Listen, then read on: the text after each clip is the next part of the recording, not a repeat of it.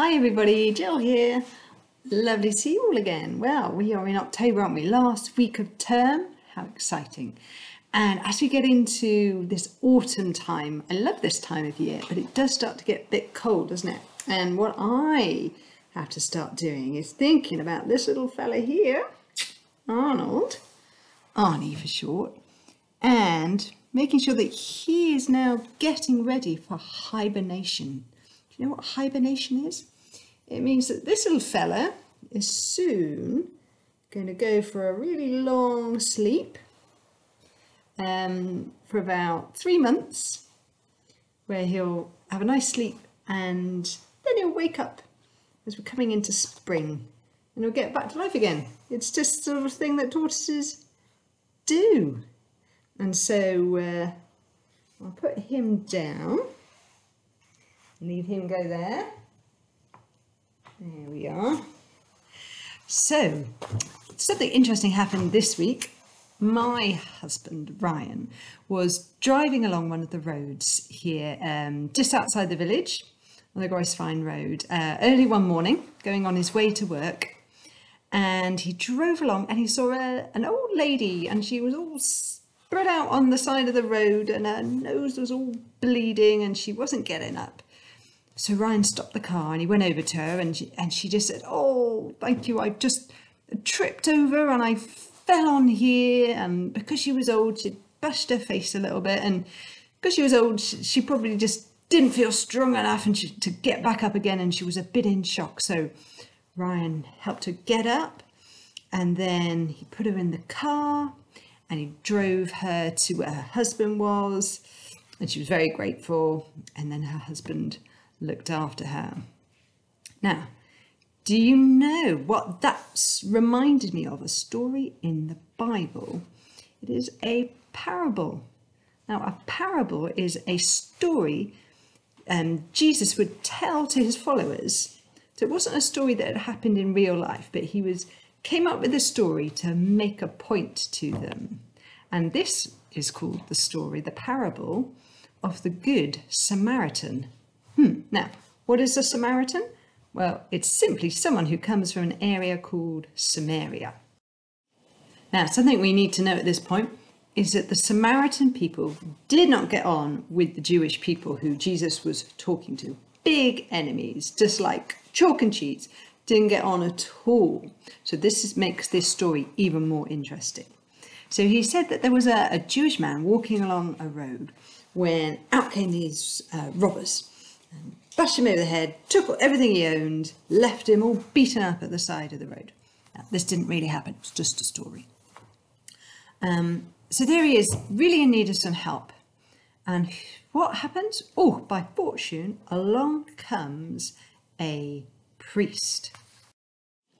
A priest, brilliant. Someone like Father Martin or Mr. Turner, someone high up. He must have thought, oh, my luck is in. Here comes someone who's going to help me. But no, the priest walked on by. Well, next comes along a man called a Levite. Now that means he was from an area of the tribe of Levi, and it meant they had a special role in the church. So they were kind of considered, I don't know, maybe like your house captain, like special job, good upstanding people. Oh, well, surely this Levite man is going to help me. But no, he crosses over the road, doesn't want to know. And then, well, here comes this man from Samaria, this Samaritan man.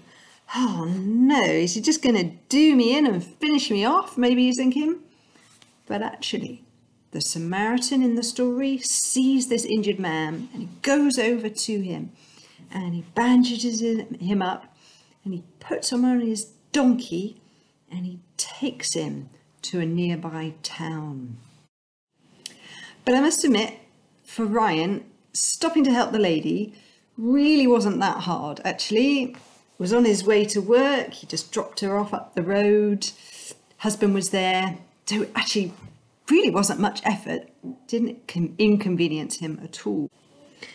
But in the story that Jesus told, the Samaritan not only helped the man bandage him up, took him to the inn, he then actually, out of his own pocket, gave money to the innkeeper to look after this man while he got better. A large sum of money, because he might have had to stay there a few weeks while he got better. Now, you might be wondering, why am I sat here in my coat and my jumper? Well, actually, I've got the doors open as well. Because with the tortoise, he is still wandering around. With the tortoise, we've got to keep the house quite cold for these last few weeks. It's been a couple of weeks now, 4 weeks, where he hasn't had any food. But he needs to think it's coming into winter. So we've had to keep it really cold in the house. And that means we haven't been able to put the heating on. And when it's getting cold in the evenings, we're like wrapping ourselves up in blankets and jumpers and coats just to keep warm. So us showing our love to the tortoise comes at a price. And it's like in our story. Now, here comes big word alert. This, I think, is an example of sacrificial love. So this is like a sacrifice. I'm giving up my comfort and my warmth to look after the tortoise properly. And it comes at a cost to me. It's painful. I really like being toasty and warm.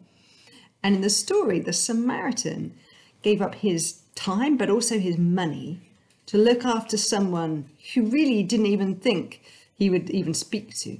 It was sacrificial love, sacrificing something he had for the benefit of someone else. Now, this is a really big, challenging example that Jesus is giving us about how we should behave. Because the reason he told this story was all in response to a question about how do we live? How have we got to live our lives? What are these laws that we've got to follow? And Jesus said, you've just got to follow 2 simple laws. Love God and love your neighbour as yourself. And then they said, well, who is my neighbour? And then he tells the story. So when he says love your neighbour, he doesn't mean your next door neighbours. He means anyone out there who is in need, really. And that's a challenge for us. We need to go and help people in need, but not just sort of like in the easy way where it actually is just not actually that hard for us to do. You know, I've got 2 pairs of socks, so I'll just give you a pair of socks. That's not very hard. It's what we're being called to do is go that extra mile. Sometimes we are going to have to help people, show love to people in a way that is difficult for us, might cost us time, money, inconvenience, but that really shows how much you actually are showing God's love. Showing love isn't always easy, but going that extra mile is what Jesus asks of us. And in return, God loves us in that way as well. There's nothing that he won't do for us, even if it's a cost to him. And he showed that by giving us Jesus. That was a big cost to him, giving us his only son so that we could have eternity with him. It is a wonderful story, the parable of the Good Samaritan. But I want you to see, what can you do today, this week, rest of the term, to really be helpful, even if it's a challenge for you. Okay, everybody, have a great week. I'll let you know how Arnold gets on in the spring, and I'll see you again soon. Bye.